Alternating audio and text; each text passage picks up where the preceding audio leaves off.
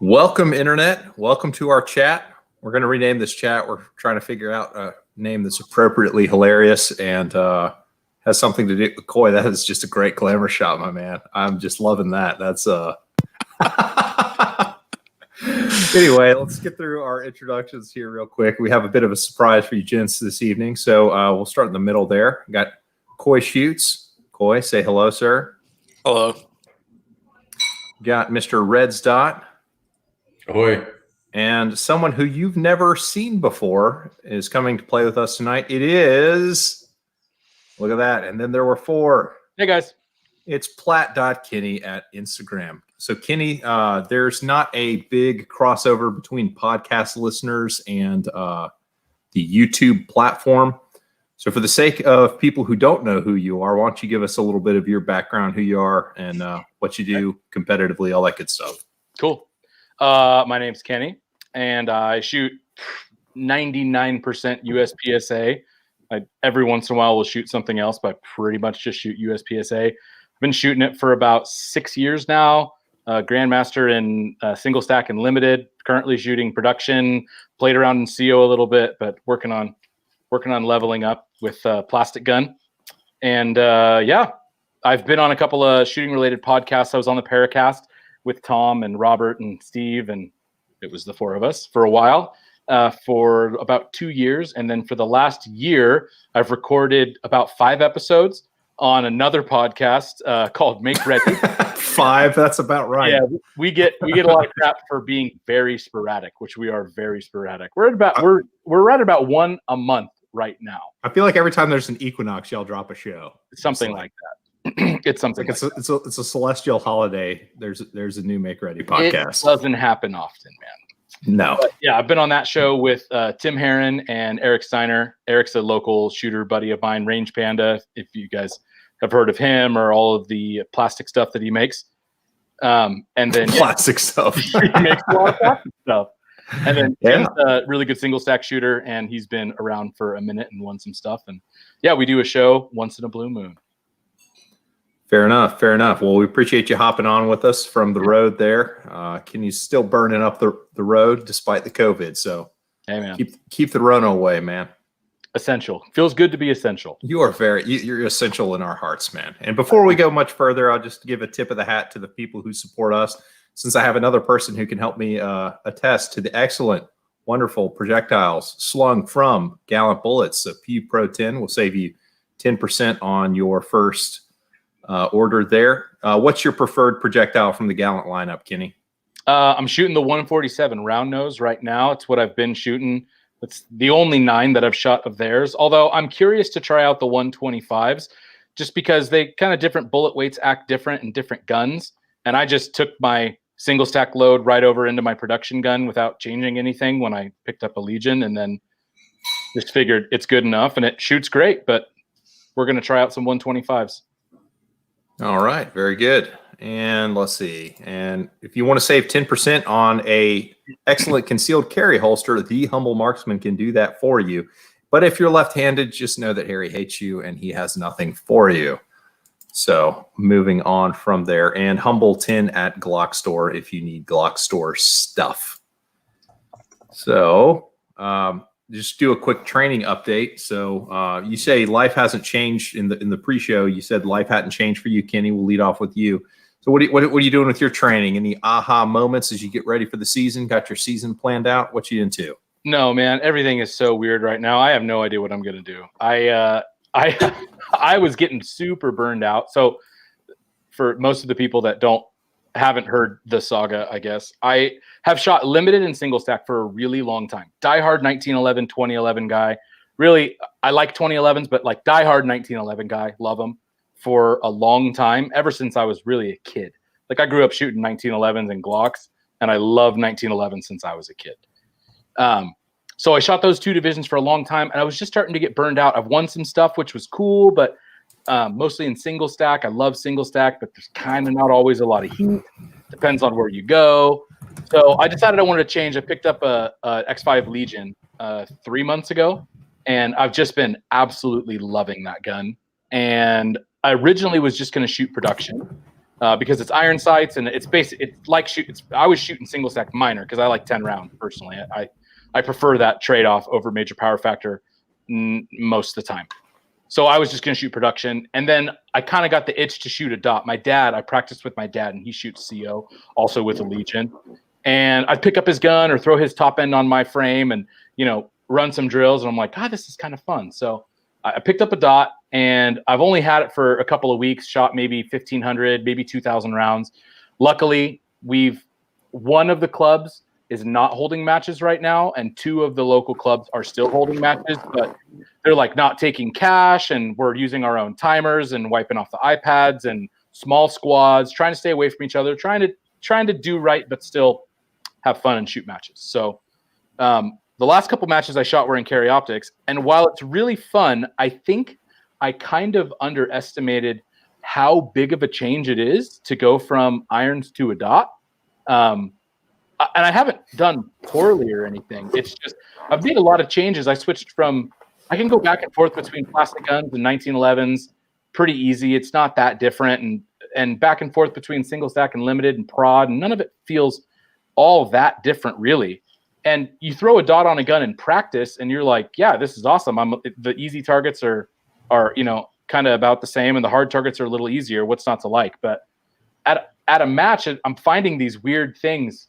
Like, it's hard for me to walk through a stage and visualize seeing a dot and what I should be seeing on different targets, instead of just like, well, I guess I'm going to see a dot, like a still dot. In my mind, like in a walkthrough, it's like I'm going to see a perfectly still dot right in the middle of the A zone. It's like, well, you wouldn't see that with irons. Like, you would expect yourself to just see like silhouette of a gun on this 4-yard target or whatever. So for this year, God knows what I'm going to do. Right now, I have iron sights back on my gun, and I think I'm going to shoot irons for a while and maybe save the dot switch over until another time, if ever. Who knows?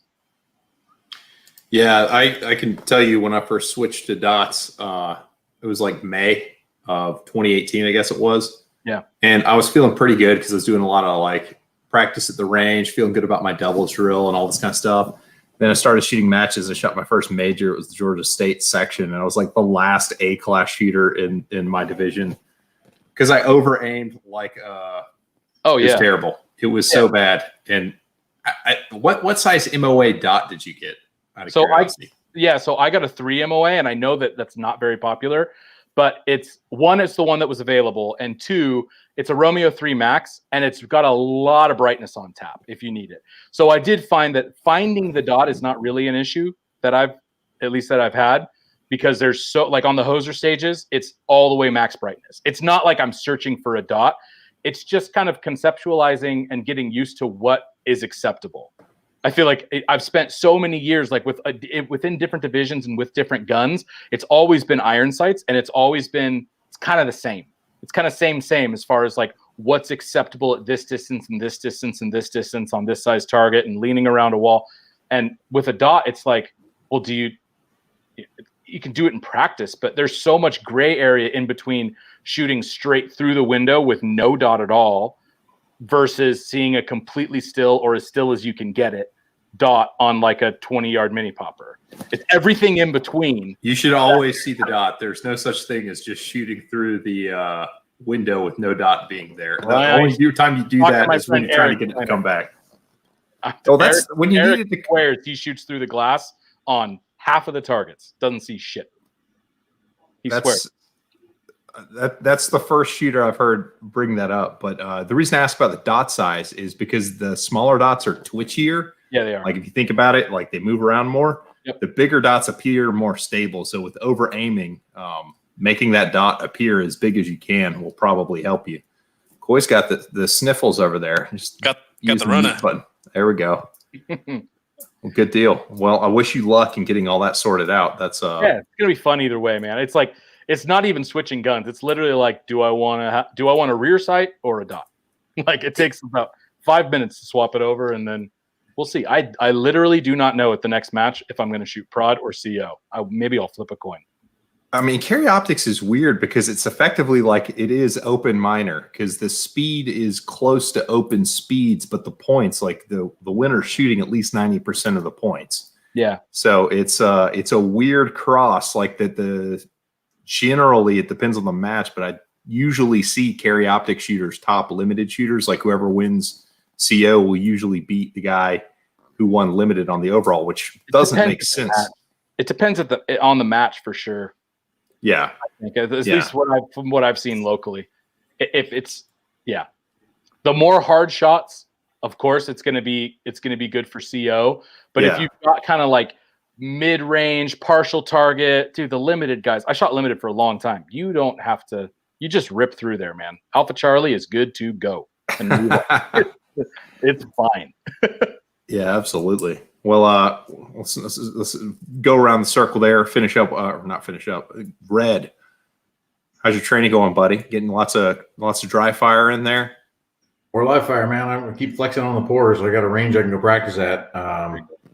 It was actually really good this weekend. I really started pushing for some speed, and then I started working on some general stage stuff. Just kind of get my brain wired into match mode again. Remember what that feels like. I also picked up some ammo from a local guy here in Texas that does reloading. That stuff is so dialed in for my gun. Thing is flat as all get out. So between those two things, I was really picking up some speed, getting some good hits, feeling a whole lot more comfortable with the gun. You got to slow down and get your hits, man. That's not how it works. Yeah, I'm sorry. I got to slow way down and get my hits. Yeah, that's it. No, that was kind of a nice thing. It was starting to drive the gun more. So it wasn't maybe necessarily an aha moment, but definitely this feels better. And now that it felt better, I could push speed and still get good hits. Gotcha. Any realizations, or just getting acclimated to the game again? Okay. I think it was more getting acclimated. I mean, I basically went almost a full month without live fire, and then started live firing. And I think a couple of podcasts ago, Coy made some comment about the fact that he'll experience the disappointment of Recoil, and that was definitely the first couple of live fire sessions back. Was the disappointment that is Recoil after all the dry fire. Wait, isn't Coy an open shooter? Yeah. There's no Recoil. There's a lot of noise. It's just noise. It's the disappointment of noise. It's like it's so loud, and the dot goes like this. My favorite analogy that I've heard about open is like it's basically like speed metal. It's like really loud and it's really fast, and it's not for everybody. But if you're into it, it's really fun. So that's been the analogy I've heard to equate open. But yeah, if you've never been around an open gun going off, it's like it's a cannon. It's just like, what the hell is going on? And if your range has those little tin sheds at the back of the range, and the open shooter's making ready, don't stand underneath those. Just go ahead and stand out in the open and just get ready. So, oh, dude, humble, dude. I here in Texas, you can get your carry license, right? And the things is they don't limit what you take to take your carry license test. I know a guy who took his 38 Super Comp open gun to an indoor range to qualify for carry. What a flex. That was like, nobody understood what was going on. Like, because most of them, they had like the little 32 ACP pocket guns, or like a Glock 19 or something like that. This guy rolls up with a full-on SV, 2011 with a comp and the whole 9 yard, a space gun, right? And just starts going blam, blam, blam, blam. And they're like, okay, you have, 15 yards. You've got, whatever the 10 seconds or it is to fire the 5 shots. And he's like, wow, wow, wow, wow, wow, wow, and puts the gun down. So the reason that's funny to people who aren't from Texas and have taken this test is when you take this test, you're on the range with like 7 to 10 other people, half of which have just gotten a gun or never shot before because the test is so comically easy. Like you don't have to connect at all at 15 yards to get your license. So to go in an indoor range and basically light off the howitzer is really going to rattle the nerves of the new guys who are just trying to get their CHL next to you. So that's really funny. You should do that, Coy. You should go take another class, get it on video. It'd be spectacular. So are we allowed to talk about legal political things? I don't know. I've actually been I've been pleased with Texas. Like, I don't know if this is normal. I assume it is, but I took my CHL test like 10 years ago, and I've just done all the rest of my renewals since then, like online. And so I don't know that I'll ever actually go back to arrange the test. I mean, I thought you had to, but no, they removed that requirement in 2013. They removed that requirement. All right. You had to go back and requal, but now that the requal's gone, you have to exceed, I think, after 55 years old or like 20 years of having a license or something, there's one specific instance where they can ask you to requal. Otherwise, you just renew. It's nice. I guess that ship has sailed. Honestly, I thought about. There's a guy here who does a refresher class, and that's one of the things. Like you show up basically halfway through the day, so you stand there for all the early stuff and the Texas Law Shield, sales pitch and all the stuff that goes on those classes normally. But you can go and you can basically get here's all the things that have changed over the last 2 years, and then they all go out to the range and do the qual and all that, and you can show up for that part of it. Honestly, I thought about doing it just to be a jerk. Show up in my 34 match, kind of go do it, and just drill a bunch of holes in the X ring and watch everybody else, pepper their targets. It's not as fun as you think. I think the open gun's the only way to make it happen, or a blindfold, one of the two. Okay. But I'll do the blind, bro. When I took it, the only thing I had a full size 1911 at 45. And that first couple of shots at 3 yards, I'm like, I can lean over and touch the target with my muzzle. What are we doing here? Yeah, it's not a big deal. So, Coy, your training, what's going on, man? Any big revelations? I saw at least 2 videos this week on Instagram, so I know you touched your gun. Yeah, twice. So I definitely did not shoot a USPSA match, and I also did not go to the range to practice for the first time in 2 months. It was good. Finally got that recoil thing going. It was really interesting. There's a funny video of me shooting somebody's like sweet SV. As it turns out, after you shoot an open gun for a while, you just don't even know how to manage regular recoil anymore. I think the exact words were, I think that looks like my wife shooting the gun or something. my gun's just like, it's crazy stuff. Just like in the movies with a teacup grip and it was a little embarrassing. I'm not gonna lie. But yeah, got right back into it. Had a chance to shoot with one of the like nationally competitive Gs. Trailing him by 12%. It's fine. Whatever. A nationally competitive G. Who was that? Oh, Dozzy. Yeah. He's shooting minor. I'm shooting major, but it's You're whatever. Still 12% behind him, and he's faster than you too. Yeah, he's a little fast. Yeah, but it's whatever. It's fine. Kenny, you don't know Dozzy, but Dozzy's a local Carry Optics G who's about 90% of Max Michel. Nice. And he's just a total beast. Like he wins everything here. Unless there's a competitive open G, he'll usually win high overall at everything. So that's awesome. But I consider that to be like relatively good calibration. I tried some stupid stuff. Like I tried to do like 1 reload 1 and like 1.5. As it turns out, that's actually not a normal thing. Somebody texted that to me and I was like, yeah, I mean, of course it's normal, so I'll make it happen. And after smashing my hands for like an hour, I was like, okay, I don't think this is normal. That's like Travis Tomasi speed, dude. Pretty sporty. I didn't know what was good, so I was like, all right, well, I'll just try this. I mean, it can't be that hard. And so with it in my head, like, all right, this is normal. I got to make this. There's no way that I can't do this. My hands were like completely fucked afterwards. And I was like, yeah, I don't know. Like, I have a really bad feeling about this. And then I saw my text afterwards. And someone's like, oh, yeah, 1.8 is pretty okay. Yeah. Like, that'd be 1.8 is a lifetime. It'd be like a 0.6 draw and a 0.9 reload. Yeah. Yeah, that's what I was getting at. Pretty sporty. That's pretty good, man.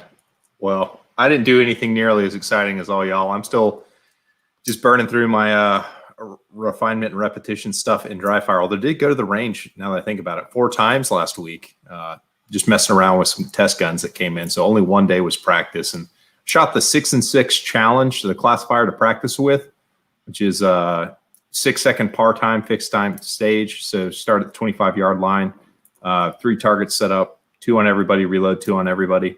Found out that I score significantly better if I don't try to take all the shots. Like if I actually get all 12 shots off in those 6 seconds, the hits are trash and it doesn't factor out better. So for me, shooting 9 or 10 shots is the sweet spot where I can actually hit the high hit factor score as opposed to that. So I don't even try to shoot all 12. What's that challenge again? It's called the 6 and 6 challenge. It's like 0901, I want to say, is the classifier number. And then at 15-yard line, it's strong hand only, 2 per. And then at the 10-yard line for the 3rd string, it's support hand only, 2 per. Yeah, I've shot that one. I remember that. It did not go well. I'm for being a pretty good shooter, I'm a notoriously bad weekend shooter. And I believe that I shot that match. This is embarrassing. I don't have to say it. Nobody. I'm about to hold something that nobody knows, and it only makes me look bad. But I remember shooting that classifier after I had made Grandmaster. And at that point, I was so bad at weekend shooting. I've gotten a little better. I need your permission to I help. shot all 6 rounds on the weekend string and had only 2 on paper. Nice. That's pretty bad, man. Bro, I am horrific weekend. Way better now. Way better now. Still bad, but a lot That's better. interesting. Because, I mean, with a dot, the support, the strong hand and support hand is significantly easier. That's one of the things I noticed when in that 1,500 to 2,000 rounds over the last couple of weeks that I've shot with a dot, I did a fair amount, probably a couple hundred, 200 or so, 150 to 200 rounds of strong and weak. And it is way easier, especially weak. Well, hold on. Let's qualify that. If you can find the dot with your weak hand, yeah. After you do this, then it's way easier. Yeah, because if you're not tuned up on the transition to the weak hand, the dot's not there, and you're just doing this, trying to make it show up, and you'll run out of time real fast because you only have 6 seconds to shoot 6 shots. So on the transfer, but I found that my typical stroke scores on the strings is I could do between like 35 and 42 points from the 25-yard line, and I would generally get 28 to 30 at the strong hand only string and 28 to 30 on the weak hand string. So all you need to shoot the high hit factor on that is 92 points in carry optics. So as long as you can shoot roughly 30 alphas, or excuse me, 30 points at the 25-yard line and go perfect on the other ones, you can do it, which sounds easy. And I'm sure in a match it would be a different story. But in practice, I was crushing it. So, all right. So this evening, we've gotten a lot of gear questions in the past. So I just want to put all this to bed and have this one set be the super set where we answer all of the 2020 gear questions for all of the big 4 divisions in the game, because nobody cares about the other divisions. And so we're going to talk about a production rig. We're going to talk about a limited rig, an open rig, and a carry optics rig. And each panelist is going to throw out the best rig, like if money is no object, what is the best gun you can buy, and the best entry-level rig. If you don't have a lot of money, this is what you would recommend if you really needed to stretch out your cash there. So why don't we get started with open, since exactly one of us knows a whole lot about open, so this should be pretty quick. So Coy, what is the best? Yeah, what is the best open gun you can buy? Money is no object. I don't know what brand, but probably some custom shop 38 super comp thing. Holds a gajillion bullets, won't blow up your hand, that kind of thing. The differentiator is going to be like being able to shoot something that I don't know, like the bro science behind it, but something that doesn't have as much like peak pressure, and you can cram a ton more powder in, and it keeps the gun flatter. The theory in open is you cram lots of powder into a cartridge, and it works the compensator more, even though it looks like an ugly amount of powder. Like you shoot 10 grains of stuff that would normally blow up a gun, but instead it makes you deaf and shoot really good scores. So the answer there is a high-end builder 2011. There's a number of shops to throw out a couple shops like Atlas, SVI, probably like Akai. I don't know who else. I mean, there's a lot of builders, honestly, now. STI got out of the game, but they had some. I mean, honestly, I don't really guys like Venom and Rafferty. Venom, yeah. That's right. Oh yeah, Rafferty Custom Guns. That's another good one.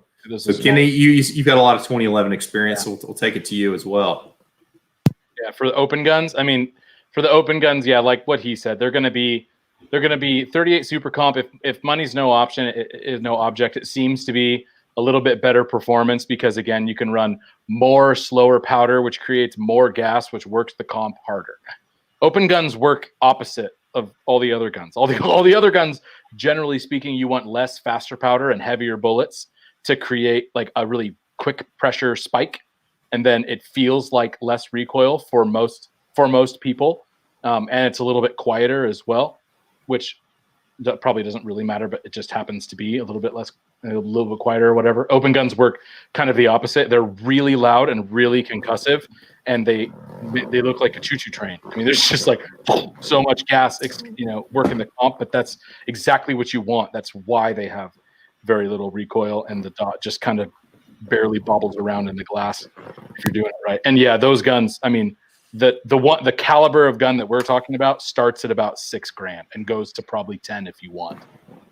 I think you could do more with SV if you want. Yeah, you probably could. So much crazy. Eddie Garcia, we didn't mention those, but those are really, really nice high dollar EMG custom guns. There's a bunch of them. Right on. Red, do you have a big opinion on this, or are you just gonna say what they said? I mean, as far as in general, I've seen what generally works with open guns. There's a guy here locally in Central Texas I'll give a shout out to, is this guy Greg Piney from Piney Customs. He builds some pretty awesome open guns, limited guns. So if I was going to do one, money was no object, I'd be going to Piney, and I'd be like, all right, set this thing up and make it run. There's a lot of small builders that really knock it out of the park. Yep. Yeah. But you have to know who they are and have them be accessible. So, and I guess outside of the performance aspect of shooting, I guess the kind of underlying factor of what makes open builders cool is when your gun breaks, and it will break, what will they do about it? Yeah. Right. That's a very big deal. The assumption is if you're shooting open, you shoot a lot, you're going to break something in open. You're shooting something that should have never been. It's got like double or triple the amount of powder. Your slide's going to crack. Your comp's going to crack. Like everything is going to break. It's not a matter of if, it's a matter of when. Nice. Totally true. Well, I'll leave it there, and we'll just go back to the budget ones. I'll lead off with a couple budget options. Probably the cheapest one to get into would be the CZ Checkmate, but that's got a shorter throat for 9 major from what the links that we would typically be loading to. I have never seen a Checkmate run. I have seen lots of Checkmates. I have never seen a Checkmate run. Agreed. There's a guy here who had a Checkmate, and he had a hard time making it run. We have a father and son duo here locally that shoot them, and it seems like they tend to come to the match with 2 guns really often and finish the match with 1. It's a good thing there's a pair of them then. Man, they have a lot of issues. That's not my recommendation. My recommendation now would be the Bull Armory guns that are starting to get into the space, because they're not a lot more money than the Checkmate, but it's more like a proper 2011 frame. Yep. And I think for $4,400 you can get the Ballesteros model. That's which is crazy that's the entry level gun. That's the budget option. Well, no, the budget option is the SAS2, and I think that's like $3,000, 3,200, 3,500, something like that. So the dude here locally, but that's with a dot. That comes with a dot and everything, so that is fully set up. The guy here, Aaron, I shoot with locally. That's what he's got. He's got one of his SAS2s. He's tuning it up now. I mean, I'm amazed how well that thing runs. I think he's having some extraction issues I just saw now, but part of that is he's getting super tweaky on the loads. He's like trying to find that like corner case hairy edge where he wants his loads to be at. But I'm impressed for the dollars how well things work. And this is way too early to call it a viable option, but I know that JJ Ricazza and Beretta are working on trying to get into that market, and it's way too early to say that it's a good option yet. I don't even think they're for sale, but maybe if they prove themselves within a year or two that they can hold up, I imagine they will come in less than $3,200. We missed a spot there, guys. The Honcho, 100% on value, still expensive, but probably not that bad. The Honcho in the race trim is pretty strong. That's true. That's a good option. I've forgotten about the Honcho. So I would actually redact that and say probably just the Bull potentially, or the Honcho would be my recommendations as far as budget open guns are concerned. So anybody else have anything we want to throw on the pile rather than just going around the horn? We'll just keep it open for a format there. Budget, I think there's a couple of brands like CK or something that they're basically just sourcing commodity 2011 stuff and then I think doing some fitting. But that's kind of the other option too. I don't recommend this, by the way. Unless you don't recommend it. Yeah. I mean, okay. What I don't recommend is you go buy a bunch of 2011 crap and put it together yourself. It's a terrible idea. It's a really bad idea. Yeah. Honestly, if I were trying to get in on a budget for open, I'd probably try and find a local builder that you trusted and just have them build you a very simple gun with a plastic grip and a slide that doesn't have a billion cuts all over it. And I think that you'd probably get a well-fit gun that is simple in trim for probably around that same amount of money, that $3,000 mark or so. I've seen, we're lucky that we have a guy locally, just old guy that has a shop in his garage that's been building guns for 30 years, and he builds a good gun. He builds a good gun, and I guarantee you could get an open gun out of him for $3,000, and it would run. It looked very plain, but it would work. That's a good thing. So if you're on the YouTube space, you want to check out somebody who has a bull. There's a channel called Pop's Quest, and he's done, 4 or 5 videos now on his. He got the Ballesteros, so it's the high-end one with the metal grip, so you can check that out. So moving on, keeping it in the 2011 vein, going to 2011. So what is the best? Money is no object. Like, this is again going to be, since we're talking about a platform that's 2011, so the answer is going to be the same, right? It's going to be a custom builder who makes an awesome gun or whatever. What is the best trim? Because there's a couple options. I mean, you got the 5.4-inch models, you got the sight tracker models. You could just get a classic old school like Kinney's, the 5-inch model, call it good. So what is the configuration you would recommend as being kind of the optimum best model for limited? In my opinion, if money's no object, it's probably going to be a steel grip 2011 with a sight block configuration. I think a sight block is definitely the way to go. Definitely over a sight tracker. The sight tracker, for the difference that people don't know, a sight tracker, I think, was an invention from SV from a long time ago, I believe. But it's essentially that the barrel itself is what is the front sight is dovetailed into, and the slide is kind of cut around it, and the slide reciprocates, but the barrel obviously doesn't, and then that's where the front sight is. But a better iteration of that, those tend to be prone to cracking and stuff because the slides are so aggressively cut away, and then they get really light, probably lighter than you want, to be running a 40 cal and be able to get 20, 30, 40, 50, 100,000 rounds through it and have it not break. A better setup is what is more popular now with like the Atlas Nemesis, and the Honcho is set up the same way. Pretty much all the 2011 high-end 2011 builders are making a gun like this, where it's a slightly shorter slide. They're usually a little shorter than 5 inches, and then with like a 1/2 or 3/4 inch sight block on the end of it, where that's where your front sight is. It adds more weight to the end. You got a long dust cover, and then you can make the slide however you want. You can make the slide super light, kind of light, heavy. Nobody really makes them heavy, whatever. And then you don't have those same type of reliability issues of cutting the slide all to pieces, and you still get that extra non-reciprocating weight and the front sight that doesn't move. But those guns, the Honchos, I think you can get into that kind of a setup in a Honcho around $3 or $4 grand, maybe $3 or $3,500. A really popular one would be the Nemesis, which I think is about $5,500 in most trims, I think. That would definitely be the high-end option. I've messed around with the Nemesis before. Like, they are very, very well-made guns. Yeah, they are. To shoot a 40 for somebody who's not used to controlling a 40 caliber, because it is a different recoil impulse, they did make it very, very controllable. And observing where the front sight was in recoil was super duper easy with the sight tracker. So I definitely think that a sight tracker gun is probably the way to go with the sight block. So the Nemesis is a good one. And any other ones out there before we hit on the cheap options you guys want to put out there? Nah. That's kind of the setup. Whichever builder you go with, that's the one. You know, as far as the high-end 2011, it's the steel grip sight block 40. And it seems like even the good ones, like, they still 2011s break. I mean, Kenny, part of the reason you're shooting a SIG now is because your 2011 broke. Yep. So it's gonna happen. It's gonna happen on a long enough timeline.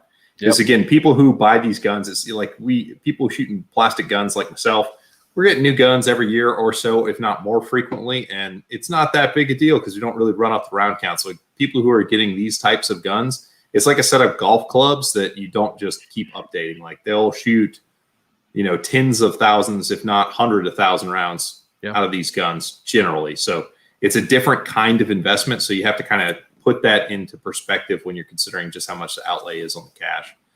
And I'll lead off with, go ahead. I was just gonna say my Edge has got my first limited gun was an STI Edge that has some stuff done to it, but really nothing super major. It's got, I don't know, at least 80,000 or so rounds on it, and it's loose and floppy and it runs great. It still groups great. And then the newer one, which is the one that actually cracked, only had about 30,000 on it. So, you know, is it a bad slide? Is it who knows? But unfortunately, when you run stuff hard, it might break. And especially with higher pressure, especially in 40. I think that's part of the reason, to be completely fair to 2011s, because I was a big advocate for 2011s and 1911s for a long time. I think part of the reason that we tend to see them break is because we're also running them harder. You know, so is a Glock 17 going to be able to last a little bit longer? Yeah, probably, but you're also probably not going to do very much stuff to it, and you're also probably going to shoot 130 power factor ammo out of it. So when you're running 170 power factor ammo out of stuff, or 175, or maybe your open gun runs best at 178. And there's a lot of guys that go really high in the power factor because that's where their gun runs the best, because they want all that gas. Well, the pressure is super high. And, you know, if you're going to shoot 50,000 rounds on it and not break anything, knock on wood, man. Like, it happens. I'm reasonably sure that Coy's gun is single-handedly tearing a hole in the ozone. But yeah, I didn't say it earlier, but at Henry's this year, when I was at the Chrono Station, I actually gave my gun to the ROs, and I was like, "Here's the gun. Here's ammo. You guys got it earlier. I'm gonna go stand back here like 10 feet, and you guys do your thing. And when you need me, just give a shout. It is loud as fuck." Yeah. We used to have. There was a guy that shoots at our range that doesn't have this gun anymore because it broke, but he had a 9 major gun with it had like 5 popple holes or something. It was the loudest, absolutely, completely across the other end of the range. You could hear like, "Oh, Jerry's shooting," because it was 20% louder than all the other open guns that are already way too loud.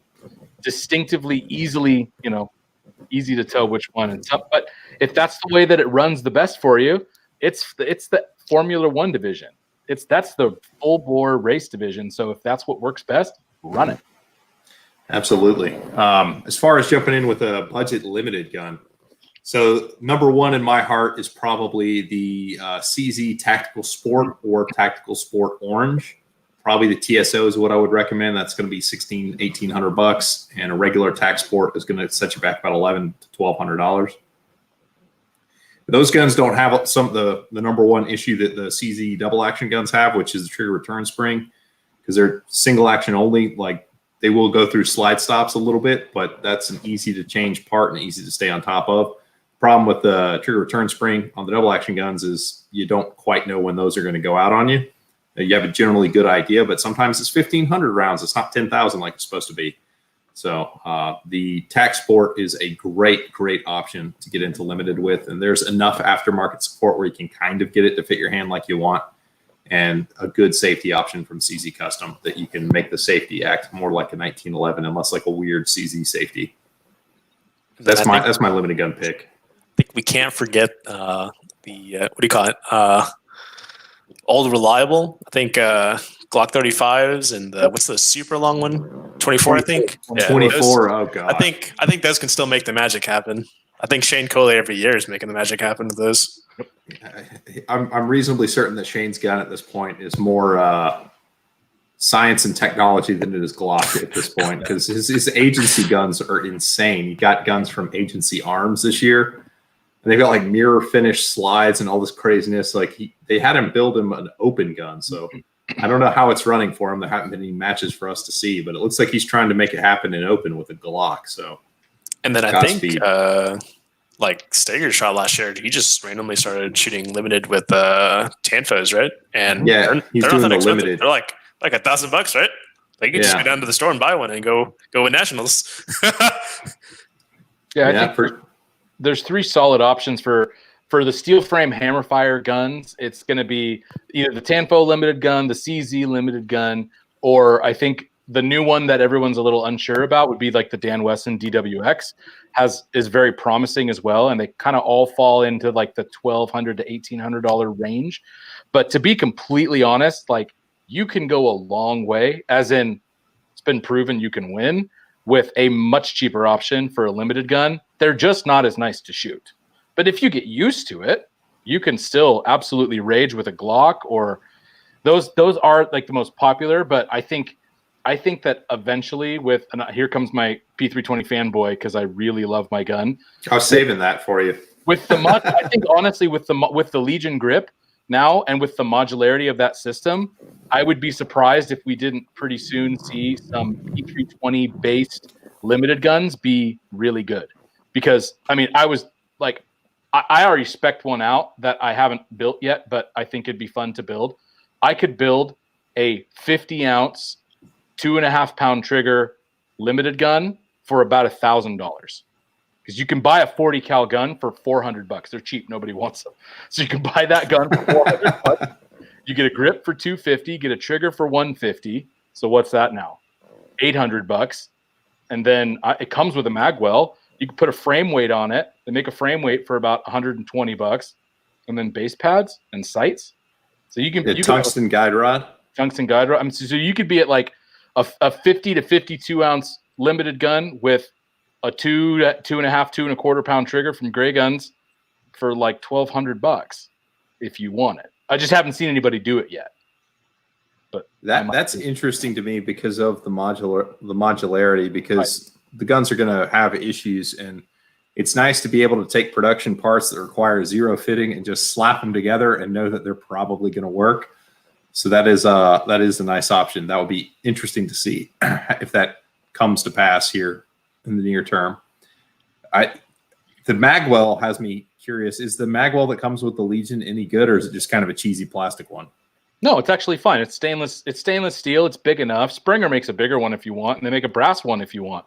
If you want a 54-ounce limited gun, they got you covered. I mean, it's like, how heavy do you want? Not only is it a 54-ounce gun, it is a plastic 54-ounce. Yeah, I mean, if you wanted to do all the heaviest stuff, like the tungsten guide rod, the tungsten guide rod adds 3 ounces. The frame weight adds 6 ounces. The magwell adds 3 more ounces, and then the frame itself, the TXG frame, over the regular one is like 8 ounces. So add that up on top of the standard weight of a 40 cal P320. It's adding like, a pound or so. Easy. Pound and a half. It's crazy. Yeah. I'm just waiting for somebody to do it. I might do it because I'm close enough now. I could probably spend $300-400 and just do it. So I might just do it just for fun. You just get your 40 caliber exchange kit and call it good. Why not?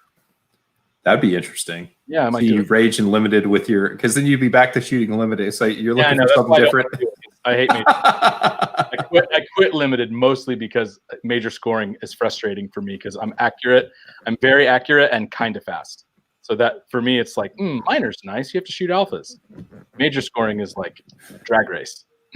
Yeah, for sure. So got those 2 divisions knocked out. So the next 2 divisions are going to kind of also go hand in hand. You guys want to start with production first or carry optics first?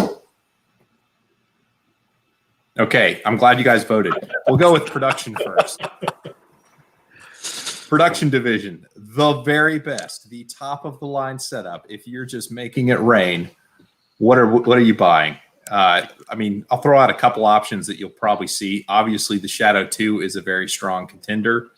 The Tanfo Stock 2 or Stock 3 are also probably in the extreme trims if you don't care about that because you don't have to polish on them as much. Those are probably good options.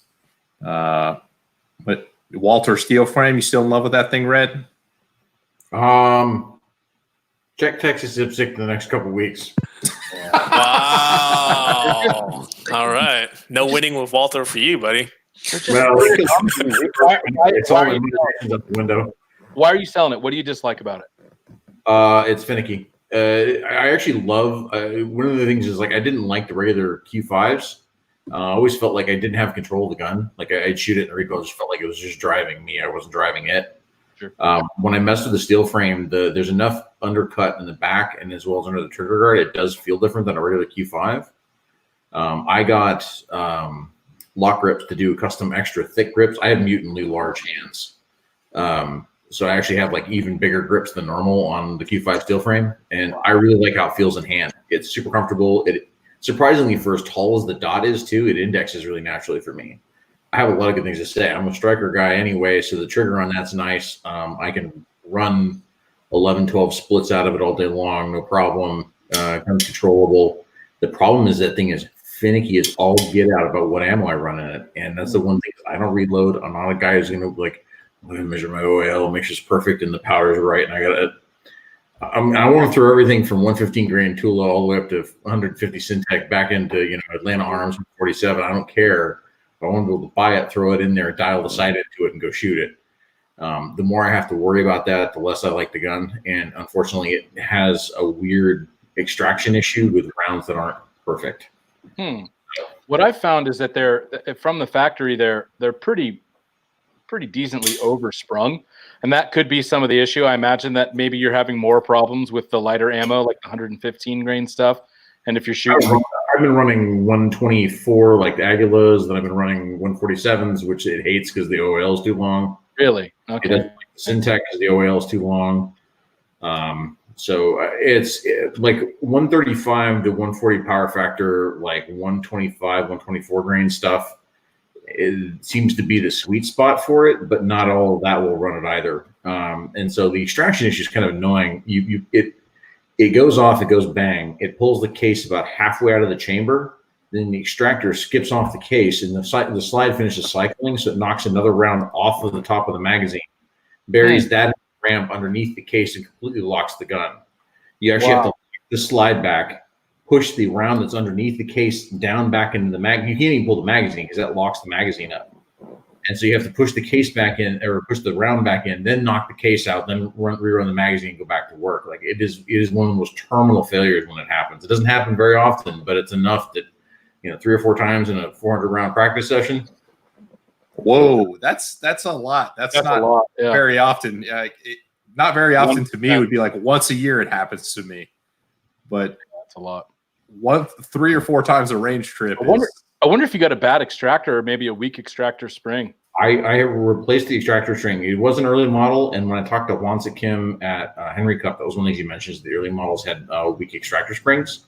So Walther sent me one for free. They were cool. I called them on the phone. They're like, "Yeah, we'll just ship it to you." Like, it was nice. They were like, customer service was really good. Yeah. They were like, "Cool, we'll take care of you." And I'm like, "Good." And they showed up. Yeah, it was a little bit beefier spring. I threw it in there. It seemed to solve the extraction problems. And then they started coming back again. And I've done everything like super cleaning out the chamber and doing all this other stuff. And I've had guys always go, "Well, maybe you should ream the chamber." And I'm like, I want to die. I'm like, bro, this is a production level gun. It should just run. Like, this isn't an STI that I got to, tune up, and I got to tune the feed lips on my magazine for. Like, I'm not all about that life. I'm like, you know what? My Glock runs. The gun wasn't holding me back. I'll be honest. I'm worse than my Glock is, so. Yeah, there's no room for that kind of crap with production level. I completely agree with you. That's, and I never really had issues with 1911s and 2011s. I know a lot of people have a hard time getting them to work. I never had a hard time getting them to work. I broke one, but other than that, I mean, as far as getting them to run and feed, I never tuned my mags. I never did anything to the feed lips. I never did any of that crap in my guns. I loaded short. I know that's like you gotta load really long if you shoot limited. No, you don't. Not if your gun's worth a shit. You don't. It's just I never had any of those experiences. But yeah, I would never. There's no way with any kind of factory, production striker fire gun that was finicky, garbage can. Well, and on top of that, you're talking about $1,300. So yeah. I feel like the bar has been moved by the Legion. So the Legion would be kind of the last name to throw out there, because $900 gets you a gun that's like, for the most part, ready to go, since they've got their optics cut kind of squared away now. Well, I guess we're talking about production now. Yeah. It needs a trigger, because the trigger's not super great, but I mean, you're talking $100, $150, which is kind of the going rate for a trigger job on most guns in the segment. But even still, it's going to be cheaper than its peers, and it's going to have like 39 ounces in production trim before you do any of the tungsten crap. 41 and change. Okay. So 41 and change ounces in production trim, which is kind of a sweet spot. I mean, you can make them heavier if you want to. You got the tungsten options you can do. I think most people like kind of like a 35 to 45 ounce gun. Maybe with a limited gun, you'd want to be closer to the high 40s or even 50. Although that's pretty dang heavy. But there are guys that like limited guns that heavy. Mine were never that heavy. Yeah, having just switched over to one of these guns about 3 months ago, I just have no complaints, man. Like I bought it because I shot my friends.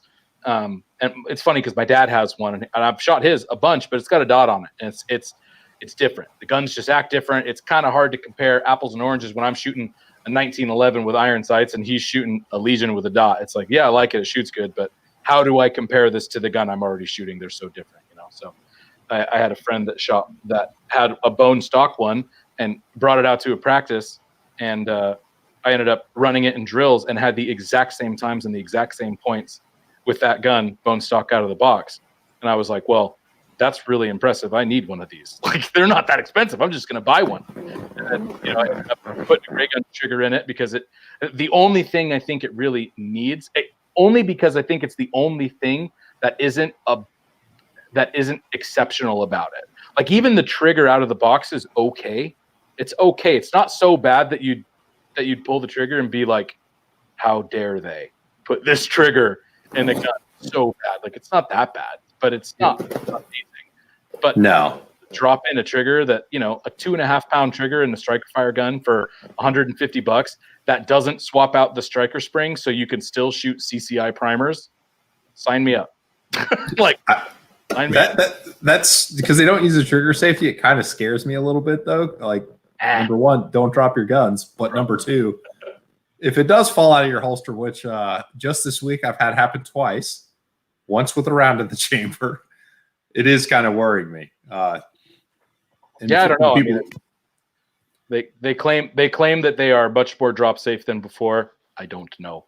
Never made a habit of dropping. Yeah, generally don't drop your gun. But no, training with my Glock 34, trying to go real fast.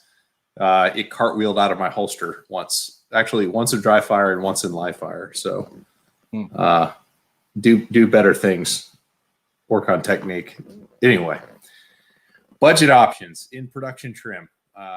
Let's set an arbitrary $500 or less. Easy into production. Easy. Canik TP9 SFX. What was the dollar amount? I'm sorry, you cut out. $500 or less. Okay. 5 high points. There's math I understand. Yeah. I think the Canik is the right answer to that question. Well, the Ruger just came out with their competition pistol that's around that price point. I think the MSRP on it's like $550. It's untested. Hard pass. It's just Shake his head. So what is your history with Ruger? Why are you going to poo-poo the Ruger? I felt one once. Oh, Hard pass. Well, I guess that like the actual competition one that just came out. No, just the regular American. I could be completely wrong. I haven't shot one. I haven't shot a regular Ruger American either. I have shot SR9s. I know it's not the same gun. It's not the same company. Then again, I shot a 226 10 years ago, and I thought it was crap. And now I love my Legion, and that's made by SIG too. So I could absolutely be wrong. I've never shot an American. I just think if I were advising somebody right now on a $500 budget to buy a production gun, it would be a list of one, and it would be a Canik TP9 SFX. If it's strictly production, I'm going to argue that the CZ, the P10F, is actually a good call for production. Can you get those for $500? Less than 5, yeah, dude. They're like really? You don't get an optics cut one. You can find them for like $385 to $400. I'll throw out one more unpopular option. I didn't know that. You can get, I think, the Springfield XDM for less than 500. Wash out your mouth with soap. Get out of here. Hey, I just shot an XDM. We were going to get to that, but XDM is actually a decent gun. I was really surprised by it. I had one. It was okay, but I wouldn't take it over either of those other two. I haven't shot a P10F. I shot a P10C, and I liked it. Although I didn't think the trigger was so great. And a lot of people like, this is the best out-of-the-box striker fire trigger. It's like... That was all hype, man. No, their trigger is like completely average. Like there's nothing remarkable about it. It's crisp. I'll give it that. It's got a snappy reset and stuff, but it was like 6 pounds. It was not light.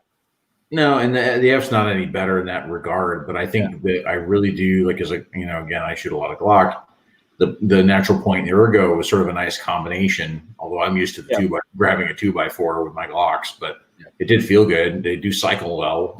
They do run. They're consistent. That's one of the nice things. Like there's just nothing finicky about them. Like just throwing out ammo at them and go to town. And for $500, you could probably find a used Glock 17, and you'd be hard pressed to do much better than that for $500 too. You could, I mean, you could still get a Gen 3, but I mean, do we count law enforcement trade-ins? Because you can get for sure, or at least pre-panic, Corona panic, you could get Glock 34 police trade-ins for like 400-ish. That's a pretty good option. Yep. I didn't realize that P10F was that cheap. That is, but you are going to have to do. I mean, you get at least. Are the sights okay? Because at least the Canik comes with decent sights. No, the Canik sights are better. You've got the Warren sights. Like hands down, the Canik's got the best sights of any of the guns we're putting out here. Yeah. The P. I mean, I got to shoot one not too long ago, so it's so fresh in my mind. The P10F has a weird grip, and the back strap only comes about halfway up the grip, so it doesn't increase the length of pull any. So if you've got larger hands, like you can change it from like a 1911 angle to a Glock angle using the large back strap, which makes kind of getting good pressure on the underside of the grip tang and the trigger reach, like just makes it really weird. I couldn't shoot it very well with the large back strap installed. I had to go down to a medium, which crowded me on the support side building my grip. Yeah. And the sights, like, yeah, they've got that high vis front sight, but if you're starting to shoot it real fast, like it's just a day glow kind of orange sight, and it's not enough to like it. To me, it read almost like black target sights when I was shooting it fast. Like the high vis didn't mean anything. I couldn't like try and catch it on the way back down beyond just watching the silhouette fall. My argument though is like I've messed with a lot with the Canics, and one of the things I was surprised with was how good the trigger was. Like, yeah, the sights are nice out of the box. The trigger's actually pretty good. But honestly, like I didn't like the ergo of them. And when I shoot them again, I kind of had the same feeling I have when I shoot the plastic Q5s. It feels kind of raucous under recoil. I don't feel like I have the control just doesn't feel like it's there for me. They have a pretty slim grip. If you have the large hands, as you were saying, it would not fit you well. Anybody that likes a Glock, I'm not trying to make fun of you, but like ergonomically likes the Glock would probably ergonomically not like a Canik because they're noticeably slimmer. Well, I'm going to blow your mind, Kenny. I run the large back straps on all my Glocks too. Oh so my God, you're a gorilla. I shot with a guy over the weekend that he's running a 10 mil Glock, a 6-inch. Do you know what number that is? 40, I think. Yeah, 41 or no, 40 it's 40. It's 40. 10, yeah, it's 40. 10 mil, and he put a 40 conversion barrel in it, and he's shooting it in limited. And he's like, yeah, I gotta get a back strap for it. It's not big enough. This guy's hands were like, just add like a 30% silhouette. He's just got the most giant ass hands. It's crazy. I've never heard of somebody picking if anyone ever has felt a large frame Glock, not a lot of people own or shoot large frame Glocks, but they are massive. Large frame Glocks are huge. Yeah, they're pretty big. They are. Here's a funny thing. If you actually measured like hand span between like Humble and I, we'd be pretty close. By the way, he's got like 3 inches in height on me. The difference is I've got these like long, slender hands. So when I turn around and form a grip, the void on the inside is actually very large versus guys that have big hands, but then they're like these super thick, like bear paws. And so they actually want like a smaller grip because the void in their hand is smaller. Sure. And so that's really what my issue is. It's not like I have like superly massively weird hands. I look like a cartoon character, but because my hands, like palm and everything, is super, super slender, when I do close my hands, I have this huge void I've got to fill with a grip. And so that's always the weirdness I have to deal with. And you're a left-handed ginger. So yeah, well, I'm a left-handed balding ginger, so it's all kinds of wrong. Well, he was ginger before he started balding, guys. So keep that in mind. Don't let up. Ergonomics are really, really important in my opinion. It's one of those things that people talk about, like, oh, a good shooter can shoot any gun. Yeah, it's true. They totally can. But there's, especially in this day and age, there are so many good guns out there. There is no reason to shoot a gun that doesn't feel good in your hands. And that was one of the reasons that I was instantly drawn to the Legion, because if you've ever picked one up, it feels very 2011-ish, just kind of all the way around, like kind of flat on the sides, kind of flat on the front, got a little beaver tail on the back. It's about the same grip angle. It was a very easy gun for me to pick up and be like, yeah, this feels good. Just like instantly like, yeah, this feels good. So I would definitely say for anybody out there, because this is a gear-centric episode or whatever, that there's no reason if one of these guns makes it on the list and you're like, well, those guys said this is the best one, I hope I get used to the way it feels. It feels super awkward. Maybe it's not the right one for you. There's so many good guns out there, and there's no reason to get one that doesn't feel good in your hand for sure. Yep. Oh, that's awkward. You're talking about the Legion, so I went ahead and queued up the banner for Kitty's Legion Love Fest, but then you moved off on it. Yeah, so that takes us. Let's do belts and then call it good on here. So belts, the best setup for limited and open. What's that going to be? It's going to be the double inner outer belt if you're choosing double alpha, probably. That's where I'm at. A lot of people like there's a couple other options. I guess it's an Everglades and something else. I don't know. But I asked a couple of guys that I trust, and they all said, not even a question. Go get double alpha, the Alpha X stuff. You can put little cute stickers in it. That actually increases your hit factor on every stage. Notice those. Notice those on the range. Yeah. Yep. That's the way to go. They're like they're adjustable in every possible way. Closer, further, left turned, right turned, turned on axis. Like there's literally nothing you can't do to those things. They're good, but you have to be like not an idiot, or your shit will fall off all the time because they rely on a lot of screws to get all those customization set up. But they're pretty sweet, and you can tighten and loosen all of your retention with like a big wheel, a big thumb wheel thing, and it's pretty sweet. Okay, yeah. As far as the best stuff is concerned, I mean, I think it's great. So. A cheap budget belt, if you had to go. Number one, is it worth spending the money on getting an inner outer belt system with all your crap glued onto it? Yes, 100%. It is. Absolutely. Absolutely it is. You need one. You can buy some cheap ones on Amazon. Yeah, I've heard good things about the Shooter's Connection belt, which I think is about $40 for an inner and outer setup, and people say it's good.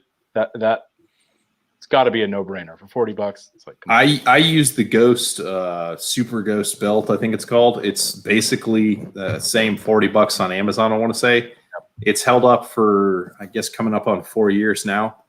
So it's probably time to get a new one just because the Velcro is starting to wear out. Yeah, but it's been fine. As far as pouches are concerned, the cheapest pouches are probably like your Black Scorpion gear pouches, if not the Ghost 360 pouches. Or there's actually a cheaper one than the 360 that doesn't have the bullets out option. That's like $4 or $5 less per pouch. I think they come. Oh, you're right. Yeah, $17 or $18 a pouch for like the Ghost Universal. I think they're called, or Ghost.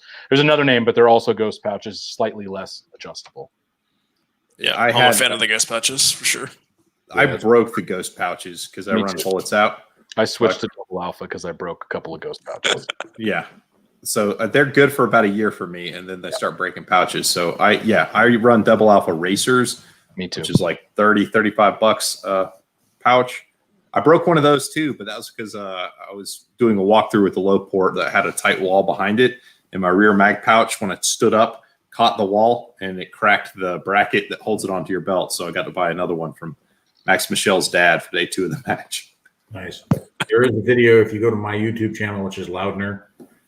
If you look, I've got a playlist. It's like my shooting vids. There's a match I shot at Alpha Mike, which is near San Antonio. There was one of those chair start stages, and that's the guy I used the double alpha racers, and it was one of those like gotta hurry out of this chair. And I distinctly remember I got to make sure I sit certain ways so I don't hook the mag pouch on the back of the chair. And I was like, all right, cool, I'm gonna be good. And I sat down in the chair, and somebody said something, and I kind of sunk the wrong way, and then went back and like, all right, are you ready to start? And they go ding, and then I hear it, like I hear it go crack, and I can hear the thud of my magazine land on the ground behind me. And I'm like, I'll come pick that up when the stage is over. Yeah, it's just I gotta be honest, like crap. So talking about budget options for belts and all that kind of stuff, I would actually recommend that people not try and go budget if it's possible. I know it's a lot of money, but this stuff should last you a really long time, and most of the good pouches, really all of them, are very modular to whatever gun you end up shooting after a while. It's okay if you start in production and you have 5 pouches and you end up being in limit, you have 3, whatever. You could sell the other ones or just have a spare. I always keep a spare pouch in my bag. Definitely keep a spare. Absolutely. Keep a spare in my bag at all times. It doesn't weigh anything. In case you crack one or something, it can happen. I have cracked one double alpha, but it was the one in the back, and it was from me leaning on it, just like sitting on a bench and leaning back. So it's hard for me to blame that on the magazine pouch. It didn't crack under use. It cracked under me being a big guy leaning on it. So yeah, well, and that's exactly what happened to me. I was a big dude, and I just stood up real fast and hooked on the chair. The chair didn't go, and it went. So yeah, it's actually something I would not recommend. It's hard to tell people to spend that extra $100 because you can get a $40 belt and $20 pouches. But honestly, the $50 belt and the $30 pouches, they truly are quite a bit nicer and will probably last you. I mean, pouches like forever until you crack one, maybe someday. But like one, it's not like they're all going to wear out. And you switch guns and you pop different inserts in, you know. And as far as holsters for the divisions where you got to run Kydex, I've tried a lot of different mounts. I don't know what you guys prefer. I think the Boss mount is definitely the way to go, in my opinion. I've tried quite a few other ones. I think the Boss mount is definitely the best. And then as far as a holster shell is concerned, you can start all the way from like a simple, you know, Blade Tech, you know, that whatever their cheaper version of those are for 20 signature or Blade Tech signature, and they're okay, they're fine. And then I think, you know, I use Red Hill Tactical holsters. I really like them. There are many custom holster makers that all kind of do the double Kydex thing that are real rigid with adjustment screws. It's great. Honestly, it is a little bit more rigid and a little bit nicer.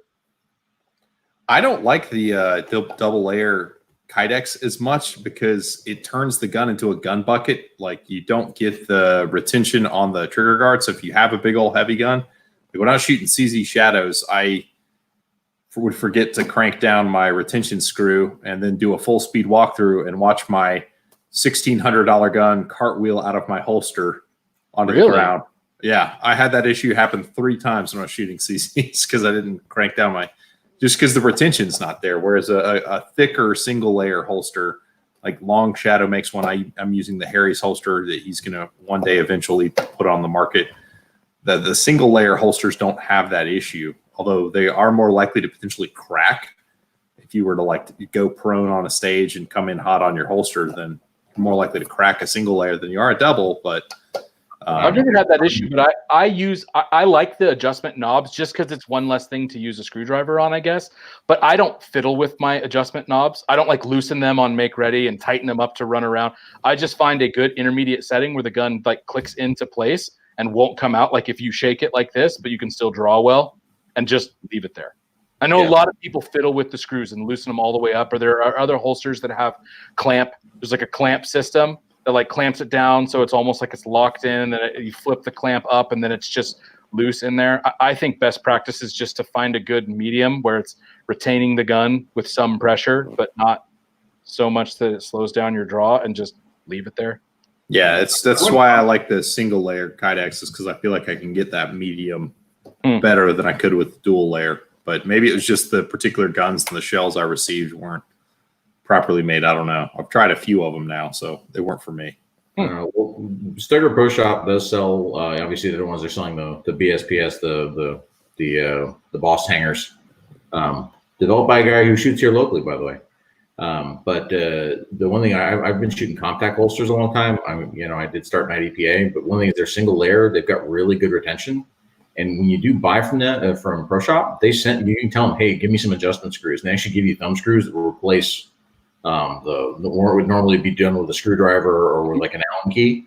But I'm in the same boat. I tighten it to the point where I can jump up and down with the gun in the holster and it's not going to come out, but I can still draw out of it. And when I holster up, I get a nice click and it stops.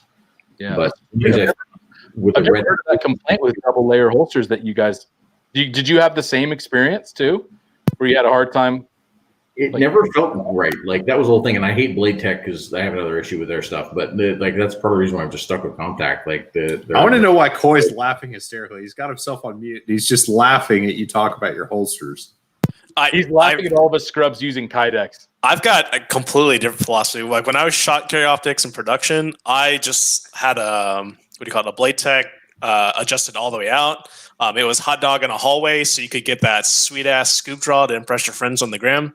And if I needed to stay in, I literally just took a bungee cord and I bungee corded the grip, and it's hilarious. You see the gun like almost bouncing out of the holster. I don't even care, honestly.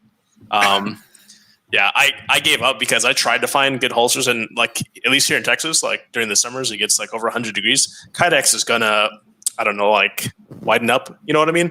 Like, if your gun's like nice and tight for a while, and you leave it in the car, and it's like 130 in the car, it's gonna loosen up. Why would you leave your Kydex in the car, bro? Why does anyone do anything? Because I'm lazy. So weird. I've spent a lot of time in limited, and I had a race holster for a while. First I had a Safari Land, and then I ended up with the double alpha, but in between I was in Kydex, and I've never had that experience. And it's funny because I've run Kydex from a few different brands, and in 3 different divisions with 3 or 4 or 5 different guns, I never had any of those issues. It's really weird. Yeah, well, you're also shooting an edge, and an edge, like just thinking about the shape that an edge holster needs to be, like it's a rectangle with a trigger guard. Like there's no movement on the frame. No, there's no. Yeah, well, really, the Legion's the same. If you look at it, it's just a rectangle and a trigger guard. Maybe that's it. I don't know. Like there's a little bit more geometry because the guns I tried was the old SPO ones and the Shadow 2 on the double layers, and they've got a little bit more angular on the top of the slide or whatever, and it just felt like it wasn't trying to grab the trigger guard to me. It felt like it was just grabbing the nose of the gun and just trying to hold on to that. Weird. And that wasn't getting it done for me. Huh. So, but we have answered exactly 0 questions so far, guys. We're an hour and 10 minutes in, and we have answered 0 questions. So, do you guys want to field a few of these questions before signing off, or do you want to just say sucks, see you next week, and we got a whole pile of questions for next week? Ask the chat, see what they want. I'm ready. You ready? I'm good. All right. Okay. All right. Let's see. All right. So we'll just we'll run through a few of these and just tap out when people start looking tired here. So Pop's Quest over on YouTube. Do you watch other people shoot before it's your turn to shoot, and do you think it helps or hurts? You gotta let me go, please. Coy, hey, you should go. There we go. So hilarious, right? Shot a not match this weekend. Legitimately, Carry Optics G on our squad, and there's like 5 or 6 production guys shooting with us. This guy nailed an extra reload in the production stage plan because he used to shoot production a bit. And after he did it, you just see this mortified look on his face. He's like, "What the fuck am I doing?" Because it was not like a regular place for like a high cap reload. And he's like, I watched all of you guys just do this reload right here. So I was like, I guess, whatever. Yeah, no, don't watch people. Do not watch people. I think that there's a fine line. If there's an activator sequence and what you think it's going to be, to when you actually get to watch it happen for the first time, like then yes, watch the guy to understand how many targets you can shoot before the targets start to present themselves. I think that's a good time to watch other shooters, but generally speaking, I think it's pretty much a bad idea. Just stand around, socialize with your buddies until it's your time to get your head in the game. Yeah, I visualize the crap out of stages, so that's part of the whole thing. Once I figure out what I want to do, generally, like if I do, like I have gotten good at this because it's part of it is that, you need to make fun of your friends when they screw up on a stage. You do want to watch them shoot. So you have to figure out where you're going to pick on them when they screw it up. But I've gotten pretty good about like detaching and not focusing on how they're shooting it. Like, so I don't pay attention to that. And once they're done shooting, I'm back to visualizing my run. Because if you do, you watch somebody's, I got to do this. I've had that when I've like gotten stuck ROing like everybody on a squad. Like you end up like, oh, I remember my stage plan. Then you go do something retarded. Like, yeah, I'm running a high cap gun and I do 2 extra reloads for reasons, It's funny. I disagree. I absolutely watch people when they shoot. I think it's a few things. One, it's part of the fun of going to a match is not only hanging out with your friends, but also being able to just be a part of the whole squad and watch people shoot. And I don't know, that to me seems really normal. But the other thing is I think that if you don't want to become how do you say this without sounding like a douchebag? Mentally fragile to the point where it's super intimidating for you to watch anybody shoot, lest it hurt your feelings because people that ask this question aren't really concerned with watching people shoot that are much worse than them. They're probably concerned with watching people shoot that are at their same level that they're competing against or that are much better than them because it's intimidating. You need to get over that. You need to be able to watch people crush stages and have that be okay. But I wouldn't recommend that you watch people shoot. And I wouldn't recommend that you watch people shoot 1 or 2 shooters before it's your turn to shoot, because you should be completely in your own zone, visualizing what you're going to be doing. And I wouldn't recommend that you let it affect your confidence or your stage plan, but you can gain intel from watching people shoot. Like, watching people shoot is one of the things that can be the absolute most valuable about going to matches. Like, I've probably never learned more on the range than the first time I went to nationals and watched the super squad shoot. Just watched them shoot for a whole day. I followed them around like a little puppy, because what I realized was that they're loose and they're having fun and they're joking around with each other and they're all watching what they're doing. Basically, I'm trying to like mimic what I saw them doing, which is they're absolutely watching the competition shoot, but not when they're on deck or in the hole. They're off in their own space. So it's like, okay, well, then that seems like that's probably the best thing to do. Like, we're okay with gaining intel on what the stage looked like, and that didn't go well, or this did go well, or be careful going to this spot. I've seen 3 people get tripped up on that fault line, or that leans harder than it looks like. These are things that you could completely miss if you're unwilling to watch people shoot. But you have to disassociate, you have to decide to only glean the positives from it and let the negatives not affect you. Like, train yourself to do that, and what better way to do that than at a local match? Because that's what you want, that ability at a major. Sure. My issue is that I'm very competitive and I want to beat people. And if I watch people shoot, then I want, it changes my process. Like, I focus on trying to beat a person rather than focus on what my process and getting ready to shoot and executing a good stage plan is. So I will watch people, but I have to watch how I'm watching them, not just. No, I totally agree. But you should practice doing that, like we do for everything, like at a match. Because if you at a local match, if you go to a major match, what are you going to do? What are you going to do? You're going to walk around and be like, well, I really need to figure out how to shoot this stage. We're shooting it tomorrow, but people are shooting. I can't watch people shoot. Oh, no. I'm talking about people on the squad. I'm just keeping it constrained to being in the squad. Yeah. I understand. But all I'm saying is, to me, it makes sense to just learn to face that pressure. Because it is pressure. It is. You give a much more articulate answer. So I guess that's the better way to say it. When I watch people, I am not even registering the nuances of what they're doing. I'm not going to be like, oh, this guy, he cut the corner better here and I didn't plan on that, so I'm going to do that right now. No, I'm not even thinking about that. If there's glaring things in their stage plan that are amazing, it's I need to think about this. Or if they have some specific sequences that they're doing that seem interesting, I'll look at that kind of stuff. But usually the people that are asking this kind of question, for sure, it's don't stare at them. Don't try to copy verbatim what they're doing, because you'll run into problems. You should be internalizing your own thing and doing that thing. Definitely. Yeah. I guess this one struck a chord with me, because I feel like the most important thing for me in my first year or two of shooting, from accelerating pretty quickly, I was able to kind of level up pretty quickly. I came into the sport as a decently good shooter, pretty good fundamentals, shot when I was a little kid, made B class out of the gate, made M in about a year, and Grandmaster about a year after that. And it was 100% because I just watched and copied.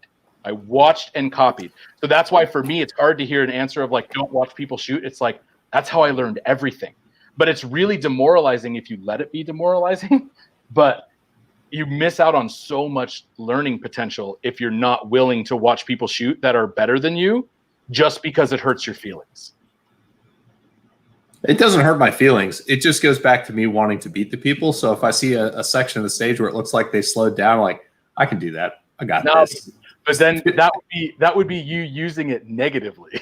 Yeah, I know. That's the problem. No, don't do that. So it's a skill. It is a skill that I am aware of and I'm trying to develop. It's one of the things I want to work on this season, is to, regardless of what's going on, not try and compete with people, or let me phrase that, try to beat people at the match, but just try to adhere to my process and make my process get me the best result I'm capable of getting, and just chalking it all up to training. So that's my Well, our game at the end of the day is very similar in a few ways. It's very similar to golf.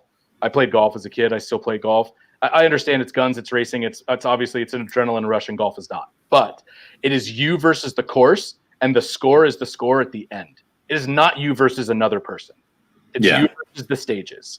But you can still gain a lot from watching other people and seeing what works and seeing what doesn't and looking for patterns. Like, this person always does this and they always gain time on me here. Every single time. I need to learn how to do that. Maybe not today. I'm not going to try and pull something off that I am not equipped to do. Today's not the day. But if you put the blinders on because it is hard for you to watch people do better than you, you're missing out on a lot of valuable information. Fair enough. I think we beat that one to the ground. Let's Pops had a 2 first, so we'll answer the second bit now. When you are an RO and get to analyze the stage better, do you think it gives you an advantage? And I'm not exactly sure how you meant this question. So there's kind of 2 ways that I interpret it, and you can answer it however you see fit. Number 1 is, when you look at a stage through an RO's eyes, does it give you a better ability to analyze what's going on with the stage, and does that help you? Or number 2, when you're chasing somebody around with a clock, do you analyze the stage better, and do you get an advantage from it? So, Red, you've been pretty quiet here recently, so I'm putting you on the spot here, bud. Well, I RO quite a bit. I think there's sort of two ways to answer this. Number 1 is, if it's, do you get something from analyzing the stages as you RO? The answer is yes, especially with better shooters. And, Troy will probably yank my RO card for this, but frankly, I worry less about proficient shooters when I'm ROing them. I'm not quite as focused on exactly where their trigger finger is at all times. It's one of those things. So you can watch them shoot and get a better feel for timing. I also find a lot of times, especially when there's like activator sequences, or there's like, hey, how fast that popper go down, that kind of thing. Like, you can actually spot that quicker. So that's definitely an advantage. I would say that if you're stuck ROing a lot, it can be a disadvantage, because then you don't have time to focus on your own stage plan. The other end of that is that if you're ROing a lot of newer shooters or people you're more focused on, you shouldn't be focused on how the stage is flowing. You should be absolutely focused on the shooter 100%, because your primary job as the RO is to make sure that everybody leaves the same number of holes they showed up with. So it really depends on where you want to focus when you're doing it. Yeah, the club that me and Coy shoot at for a while there was pretty hard on ROs, and it was really, really hard to be an RO, because they would only let a certified RO hold the timer. So you would end up like, if there were 2 ROs in your squad, it means you got to RO half the squad and the other guy got to RO the other half, and it was miserable. Yeah. And so I shot terrible matches under those situations, just because I was mentally exhausted from making sure that everybody was safe and the score was done correctly and all this kind of stuff. Like, I didn't have that space out, zone out time to just kind of let your mind wander and BS. Like, it was not a very fun environment. So that made it kind of a liability. And to that point, a lot of shooters stopped holding the clock at our club when that regime kind of had that as a rule. We've since kind of opened up and let anybody who is competent and knows the rules well enough hold the timer. And I think that's led to a much, much better match day environment. And you'll get more people to sign up to actually take RO classes then, because then they feel more comfortable with the concept.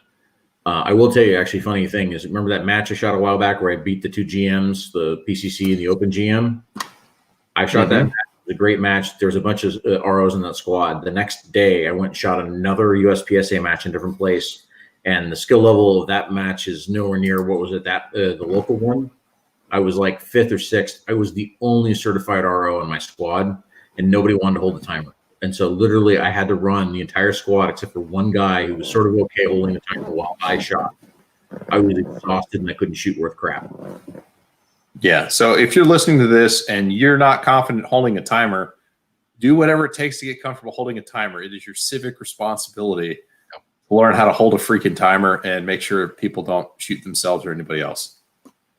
One thing I will say, as a stage designer, like, you do begin to, like, I can get a lot out of looking at stage diagrams, which they always say you aren't supposed to do, but I can kind of figure out what his intent is. It's obviously going to come down to how it's executed when it's put on the ground, but I can get a lot out of looking at stages, just looking at it through a stage designer's eyes. So I don't know if that was the intent of the question, but I figured I'd throw that in there. We'll skip that one. This is interesting just because everyone's always talking about growing the sport. So how would you have you tried to get new shooters into the sport? And I'll just set up this question on why it's kind of tricky is because you can't take somebody straight from the gun store who just bought their first gun and stick them on a USPSA course. But this is so great. You're going to love it because they're not going to be able to hit anything and they're not going to be safe. So it's like you're recruiting from a much smaller pool of gun owners than you thought because you can't just go to Bob, the gun guy at work, and say, I've got a Ruger P85 that I like to shoot on the weekends. It's like a cool story, man, but this probably isn't for you then. So that all being said, answer the question. So I've got a couple of guys in the game.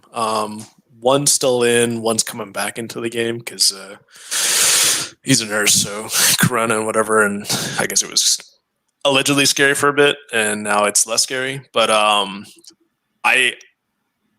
cheating a bit because I pulled them from like another competitive sport, and so people that are in competitive sports are kind of easy to throw into other stuff because they'll just like, how much do I need to do? Like actual competitive sports. So it's like, I need to pony up $1,000 to get into this. Sure, whatever. I got $1,000 to get them in to kind of break down the barrier. It's like, I'll show you how to shoot.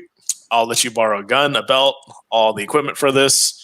Keep it for, I don't know, 3 months, whatever. And if you like it, super. If you don't, then whatever. I started a YouTube channel because I wanted to say the things that I thought people like me would have liked to hear when they were first trying to get into the sport. So that was a big impetus into me actually trying to do a YouTube channel, was trying to help grow the sport.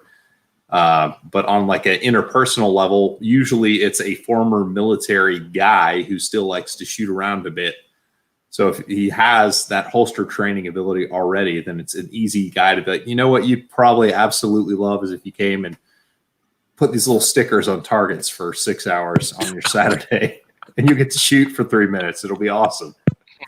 And they usually like it. So just trying to find the right kind of audience to get somebody into the sport. But sometimes my first experience with USPSA was on a guitar forum. I saw this guy posting his open gun video, like first person. I'd never seen Hat Cam. I was playing video games at the time. I was just like, this is amazing. It's like a real video game. It's just so cool. And then that kind of planted a seed that a few years later kind of came back to when I found the opportunity to actually go shoot. It was an easy sell for me to take the plunge. So,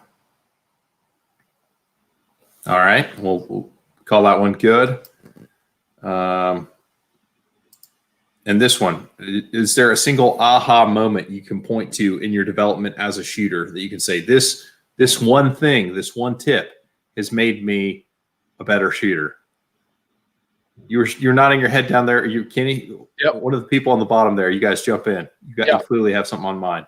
Yeah, I've had a lot of aha moments. My single biggest aha moment was the first year I shot, and I think at this point, I was at least already a master. I might have already made grandmaster. I don't remember. So, and I'm not saying that to be, I'm a grandmaster. It's to say that you can go a long way and still have a lot to learn. That's the point of saying that. Is that I believe it was at that point that I was at this steel match, and I realized the first stage that I shot, I was missing everything. And I don't think it was nerves. I was squatted with friends. I wasn't really all that nervous. And the aha moment was 9 times out of 10, when you're missing, it's because you're pulling the trigger shitty. It's not because you're not aiming well enough. And that sent me on a couple of years long quest to learn how to pull the trigger well all the time. Or I would say appropriately all the time. To just correlate the two things subconsciously, which is kind of actually back to the very beginning of the episode, why I feel like I'm so like beholden to iron sights, because I feel like what I need to see and what I need to feel are completely connected. When I believe I need to see this much sight picture, I need exactly this much trigger control. So those two things pair together well. And the same thing, at long range versus in the middle, when I just need to see this, I just need to feel this. And at up close, when I just need to see gun in front of face, I can just whack through the trigger. So my biggest aha moment was being completely convinced that if I whip over to a piece of steel, when I see my sights perfect and I yank the trigger and I miss, it's not because you need to aim harder or hold more still. It's because you yanked the trigger like a moron. Pull the trigger better next time. And next time. Wait. You're saying go slow and get your hits doesn't work? No, no. I mean, you need to go the right speed, the right speed for your ability and target. I just had my aha moment. Yeah, it's nine times out of 10. That was my aha moment, man. Usually trigger.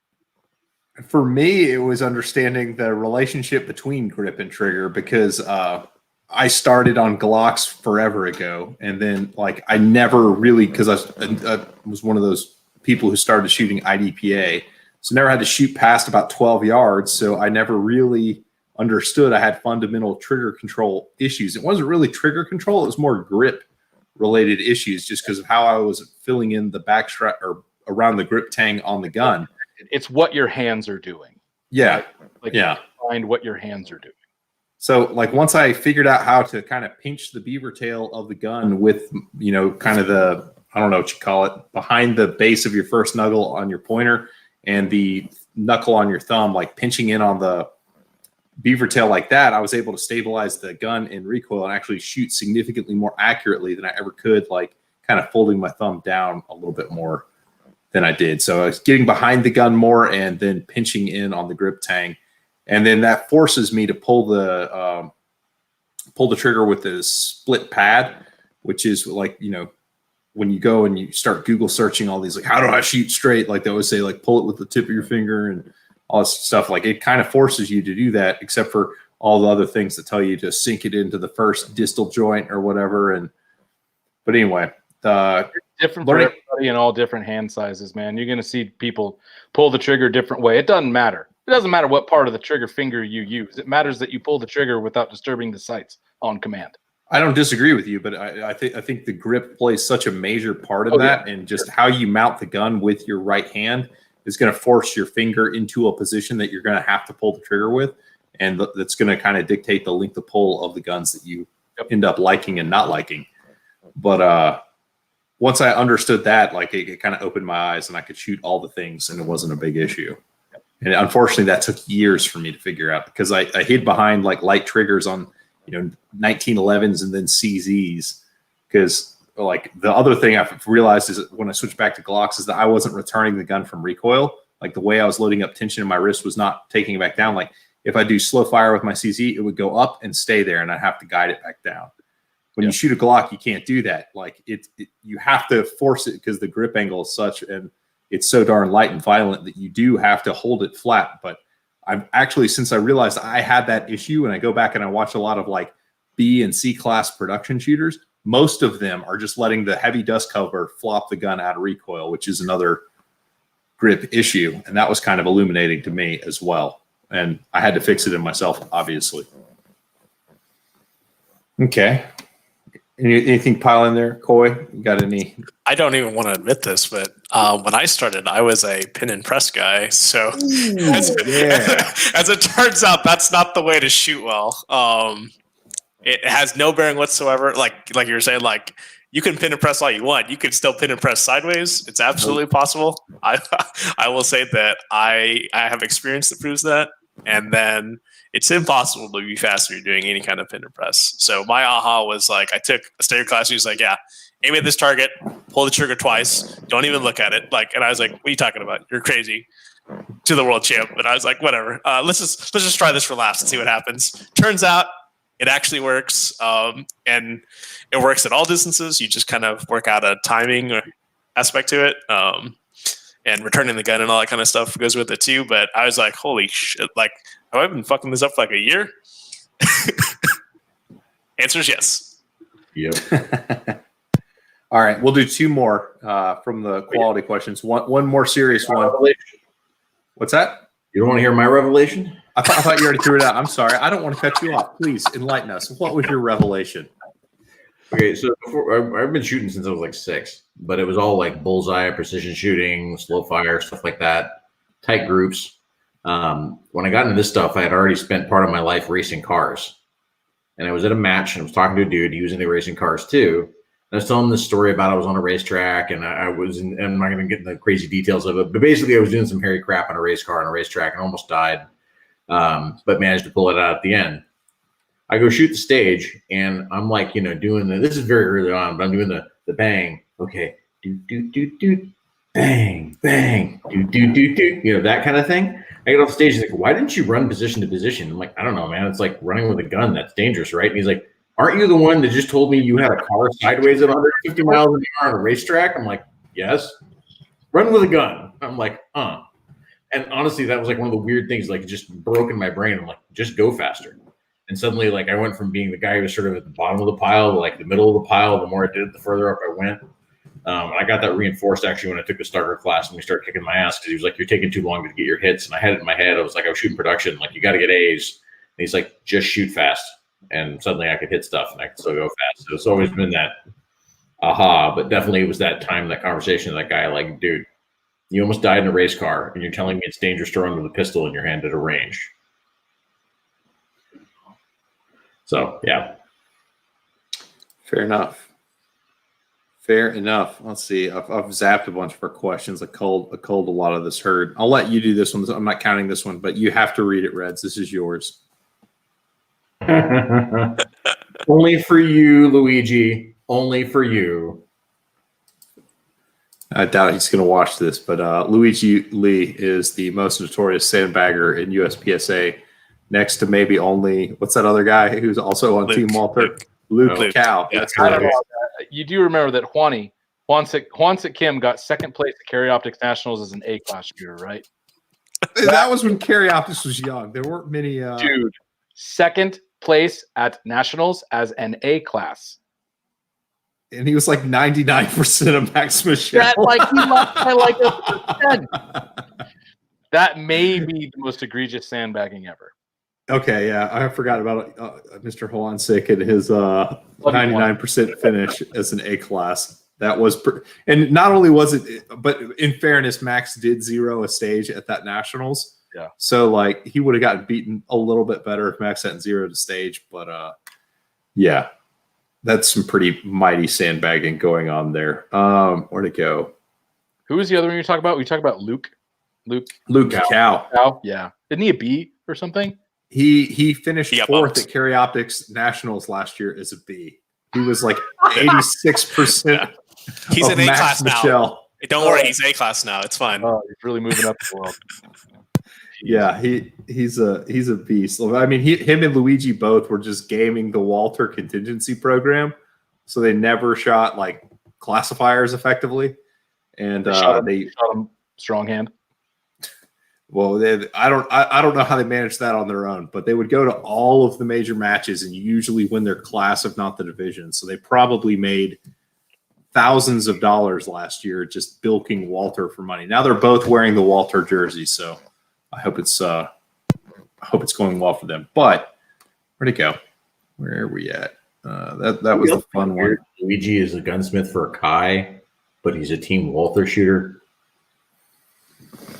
Yeah, that irony was not lost on me. But how do you diagnose your issues during practice and post match? That seemed like a good one. That was a helpful, serious question. Oh no. Is that a thing we do? Helpful, serious questions?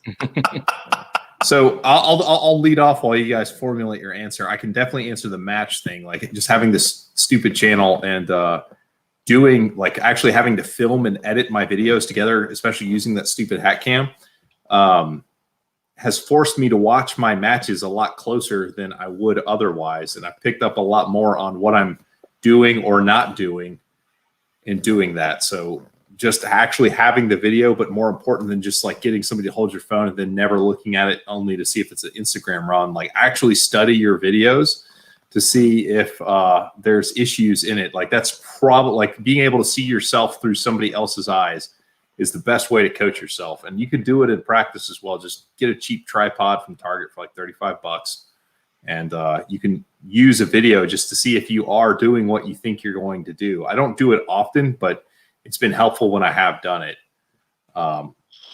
But the other thing is just being keenly aware in practice, is just being keenly aware of, like, this is very, I hate to use the term sensual, but it's a very sensual experience. So you need to pay attention to what your senses are telling you and use that feedback actively. Like, don't just go into like robot mode, like, I'm going to rip through these 200 rounds or whatever it is.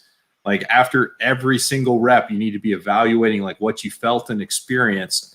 Yeah. And what results did you get? And is that a feeling you need to try to replicate or not? And once I started doing that, I started getting better faster. I will say that some of that does take experience. That's one of the things, especially with newer shooters.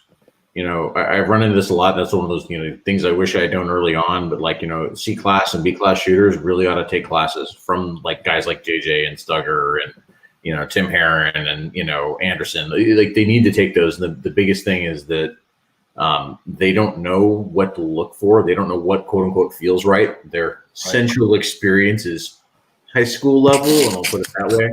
Guys are killing me. Tactile experiences. So we're not reading Braille here, Coy. Like, what are you feeling in your wrist, bro? Tactile. Sensual is specifically sexual. Only if you make it weird, bro.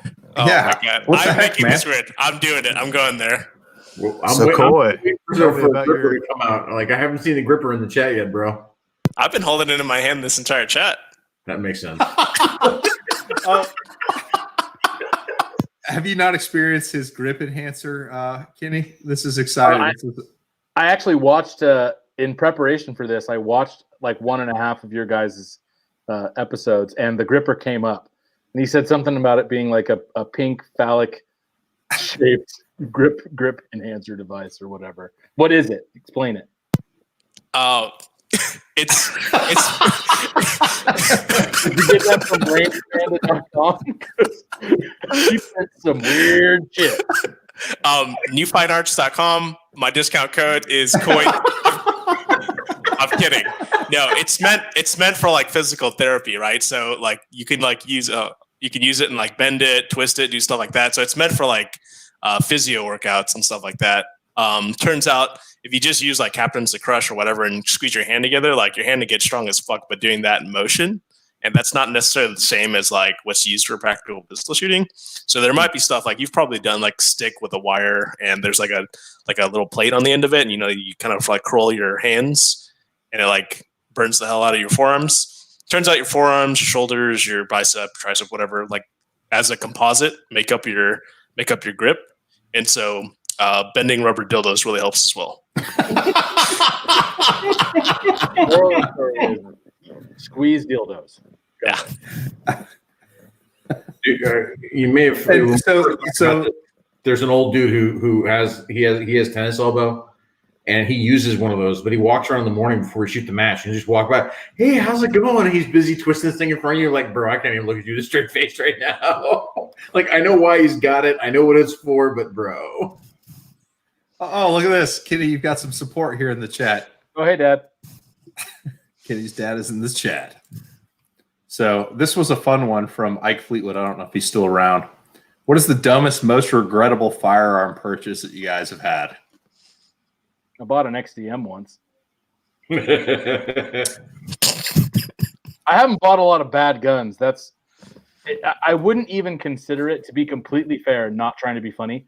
I wouldn't even consider it necessarily a bad gun, but it is probably the worst gun that I've owned. But there are worse guns. I just haven't owned any of them. Mine is actually, it's a regret selling. It's not necessarily a purchase because I bought an XD as my first gun rather than a Glock 19C. The official first gun. Oh, yeah, my very official first handgun that I paid for and all that good stuff. So it was during the panic buy after the Aurora shooting. So there weren't many options on the shelf for me to look at. And I picked the one that felt better in my hand, which was the XD. But I didn't really regret that because I think those guns, honestly, they worked fine for me. They're fine. For what I was doing. I don't have it anymore, obviously. But I sold a Glock 19 Gen 4, and I just recently got a 19 Gen 5. And I hadn't owned a compact Glock in years. And all of a sudden it's just like, oh, why did I sell this? This was stupid. Like, these guns are fantastic size. They shoot super great. So if you just don't sell guns, guys. Like, I know we say it a lot, unless it's like a competition gun or whatever, just don't sell them. Just Bro, I bought a CW 45 because I used to be that guy that, I've seen 9mm fail to expand, but I've never seen 45 contract. That used to be me. That's part of knockdown power. Yeah. So I was like, well, it's a good carry 45. Other thing is miserable. It didn't feed hollow point ammo. Like, the trigger was trash. Like, I regret having bought that thing. I replaced it with a Glock 30.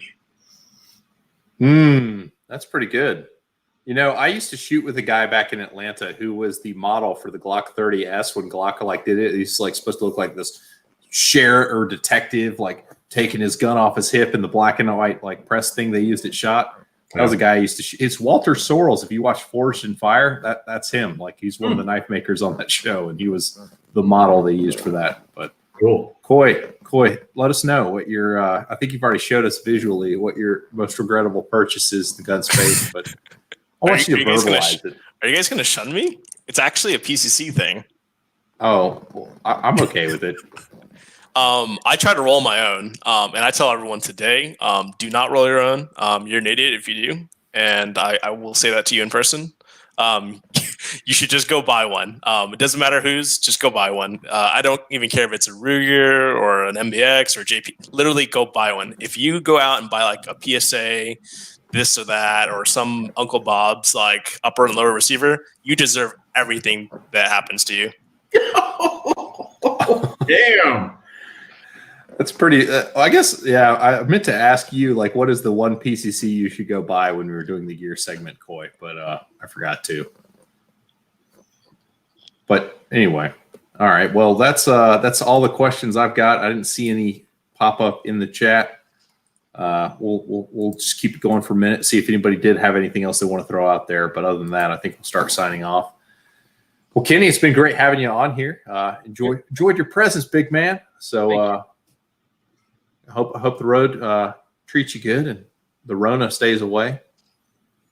If you want to follow these guys, what's that? Oh, I just said it's been good so far, man. Good deal. I can't make this go away. Here we go. So if you want to follow these kind gentlemen on Instagram, all their handles are right there. Go back to the beginning of the show if you need some discount codes on some stuff. We've got it for you. Other than that, we'll probably be doing this again next week, maybe. So maybe stick around. If you do follow us on Instagram, that's where I go out for questions because nobody responds to YouTube posts anymore. So if you want questions to submit the show, do it on YouTube. Or, excuse me, Instagram. Do it on Instagram. We don't have a catchy catchphrase, so I'm just going to zap it.